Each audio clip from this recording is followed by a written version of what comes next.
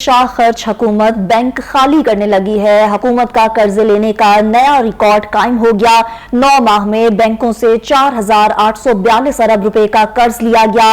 हुकूमत ने गुज़िश्ता माली साल के 9 माह के दौरान लिए गए कर्जों में 138% इजाफा कर दिया है। आपको अपडेट कर रहे हैं इस खबर के हवाले से कि शाह खर्च हुकूमत बैंक धड़ाधड़ खाली करने लगी। हुकूमत का कर्जे लेने का नया रिकॉर्ड कायम हो चुका। 9 माह में बैंकों से 4,842 अरब रुपए का कर्ज लिया गया है। हुकूमत ने गुज़िश्ता माली साल के 9 माह के दौरान लिए गए कर्जों में 138% इजाफा कर दिया है। इसी हवाले से हमें अपडेट करेंगे अशरफ मेहताब। जी अशरफ, बताइएगा आपके पास क्या तफसीलात हैं?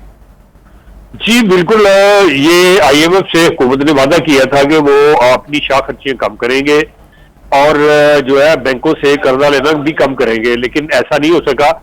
अगर हम ये पिछले साल के 9 माह की बात करें तो उसमें भी कर्जा लिया गया और अब जो है उसमें 138% इजाफा कर दिया गया है। अगर हम पिछले साल की बात करते हैं तो उसमें जो कर्जा लिया गया है गुज़श्ता 9 माह के दौरान वो तकरीबन 2,000 अरब से ज्यादा है। अब भी देखा जाए तो वो 4842 अरब पे पहुंच गया है। तो इसमें इतना ज्यादा इजाफा हुआ है कि सोचने में मजबूर हो जाता है IMF के। ये इन्होंने जब वादा किया था कि वो स्टेट बैंक से कर्जे कम लेंगे, अपने अखराजात कम करेंगे, ऐसा नहीं कर सके। तो ये कंडीशन जो है ये फुलफिल ना करने की वजह से मुश्किलात का सामना करना पड़ेगा। अब जो नई हुकूमत आई है उसने वादा तो किया है कि वो जो हुकूमती अखराजात है और जो खसारे में जाने वाले अदारे हैं उनको इनकी निजकारी करेंगे, हुकूमती अखराजात में कमी करेंगे। अब देखना यह है कि ये 2024-25 का जो बजट आएगा उसके अंदर जो इक़दामात हुकूमत ने लिए होंगे उससे ज़ाहिर होगा कि वाकई वो कितनी संजीदा है। अभी तो एक PIA है जिसकी निजकारी की तरफ जा रहे हैं, बाकी कई ऐसे बैंक में 30-35 बड़े बैंक में और उनके फिर ज़ैली आगे शोबे हैं जिनको इन्होंने प्राइवेटाइज करना है और इसके लिए काफी वक्त दरकार है, क्योंकि मज़ामत भी है जो यूनियन और बनी हुई इन महकमों में वो कोशिश करती है कि ना ही उनकी प्राइवेटाइजेशन हो।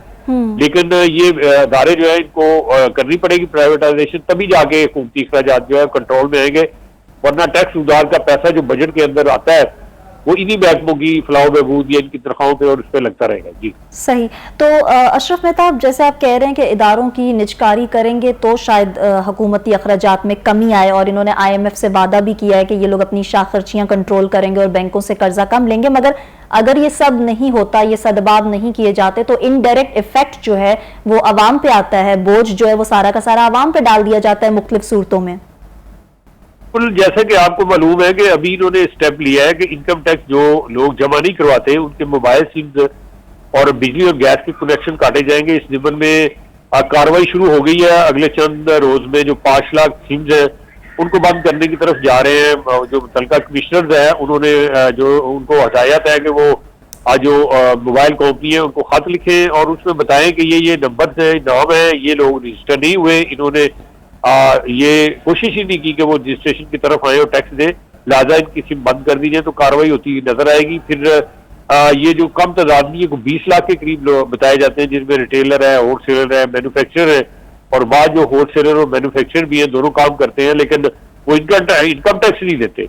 तो अब जो है कोई कार्रवाई होती हुई नजर आ रही है। अगर ये कार्रवाई हो जाती है तो फिर लामहला इनकम टैक्स बढ़ेगा, जिससे फिर जो इनडायरेक्ट टैक्स लगते हैं जिसमें सेल टैक्स की शरह में इजाफा हो जाता है या कोई और टैक्स लगा दिया जाता है जिससे महंगाई आती है। ठीक हो गया अशरफ मेहताब, बहुत शुक्रिया, आपने हमें तफसीलन अपडेट किया।